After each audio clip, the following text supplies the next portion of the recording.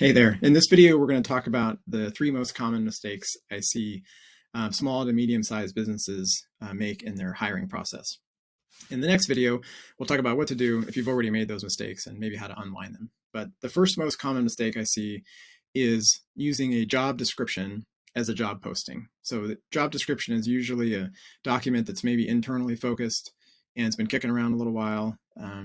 And you take that job description and you throw it up on one of the job boards and hope for the best.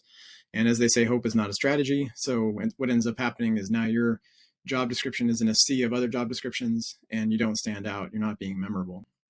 So don't do that. Instead, what we teach our clients to do is craft what we call a job posting, which is an outward facing document that's really designed to grab the attention of the best candidates who might be scrolling through the boards. And in that way, you stand out. You look different.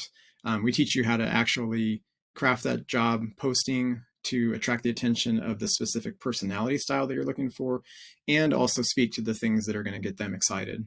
So that's that. Number two, number two mistake is automatically promoting someone from within. Number one, without defining what this role is going to be and what their responsibilities are going to be and how they're going to be measured. And number two, without training them on leadership. I was watching a Simon Sinek video this morning, and he was talking about how we go through all this training to get good at our job. And then we become so good at our job that we get promoted to a position where we're overseeing people who are doing that job, but we don't receive any training on how to deal with those people. So we have kind of this leadership gap where we're highly instructed and trained on the job that we're assigned to do. But when it comes to leading people and coaching people, there's kind of a gap there on training. So don't assume that someone who is really good at doing the job is going to be really good at leading people who do that job, because as you should know, leading people is a different deal. The other thing that's kind of linked to that is this idea that seniority does not equal management. Management is a different skill set. Leading people is a different skill set.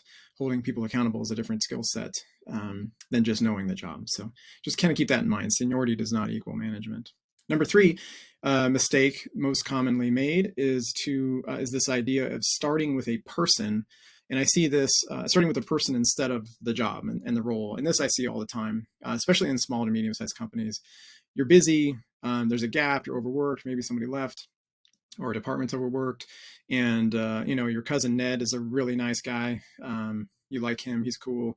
Let's throw him into that position because you have a need. You haven't defined that role for Ned.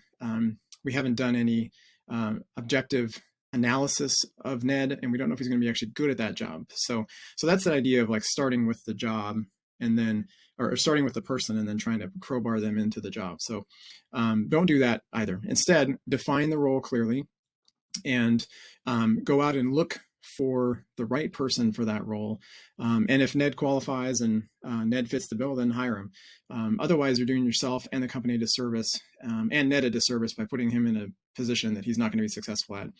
And also then Thanksgiving and Christmas get a little weird too when you're spending time with Ned. So at any rate, those are the most common mistakes I see small to medium-sized businesses make, and some suggestions on how to do them a little bit differently. In the next video, I'm going to talk about how to maybe undo those mistakes and get you back on the right track. So I hope this was helpful. Thanks.